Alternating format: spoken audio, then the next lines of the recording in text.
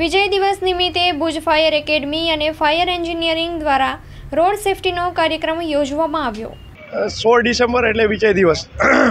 જ્યારે પણ 1971ની અંદર પાકિસ્તાન અને ભારતનો યુદ્ધ થયો હતો ત્યારે પાકિસ્તાનના 95,000 સૈનિકોએ ભારતને સરેન્ડર કર્યો હતો, જે અંતર્ગત 16 ડિસેમ્બરે વિજય દિવસ ઉજવવામાં આવે છે। જે અનુસંધાને આજે ભુજ ફાયર એકેડમી અને શ્રી ફાયર એન્જિનિયરિંગ તરફથી એક રોડ સેફટીનો કાર્યક્રમ રાખવામાં આવ્યો છે, જે અંતર્ગત આજે પુષ્પગુચ્છ આપી લોકોને જાગૃત કરવામાં આવશે કે ભાઈ રોડ સેફટીની અંદર આપણે શું શું કરી શકીએ અને આપણી ફરજ શું આવે કે ભાઈ રોડ સેફટીમાં આપણે જેટલો બની શકે એટલો આપણે પોતાને પણ નુકસાન ઓછું જાય, જે અંતર્ગત આજે એક કાર્યક્રમ રાખવામાં આવ્યો છે જુબરી ગ્રાઉન્ડ ખાતે। આજે 16 ડિસેમ્બર એટલે કે આપણે વિજય દિવસ તરીકે ઉજવવામાં આવે છે।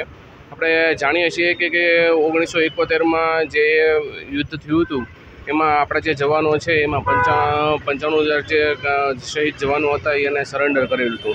એના એક ભાગરૂપે આજના દિવસે એક ખાસ એક કાર્યક્રમનું આયોજન। મારું નામ કંચન જોશી છે। અમે ભુજ ફાયર એકેડમી ભુજ ખાતે ચલાવીએ છીએ। આજનો જે અમે આયોજન કર્યું છે રોડ સેફટીની જાગૃતિ માટે, એકચ્યુઅલી આજે 16 ડિસેમ્બર છે અને 1971 જે યુદ્ધ થયું તો એમાં જે આપણે વિજય મળ્યો છે તો એના અનુસંધાને દર વર્ષે 16 ડિસેમ્બરના આપણે વિજય દિવસ ઉજવતા હોઈએ છીએ।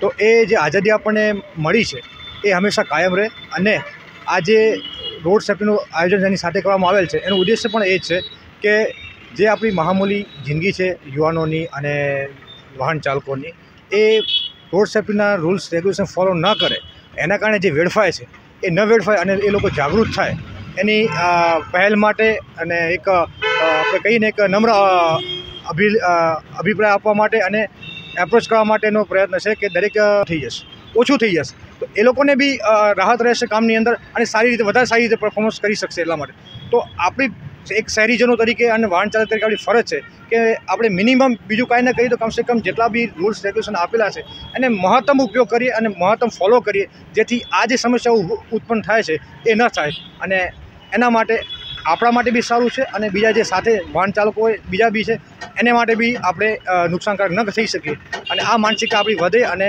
આપણે એના માટે એલર્ટ થઈએ, જાગૃત થઈએ। બસ એ જ આ ઉદ્દેશ્ય છે આ કાર્યક્રમનો, તો જેના માટે અમે આગળ આ પ્રમાણે હમણાં થોડી વારમાં કાર્યક્રમ ચાલુ કરીશું। જય હિન્દ।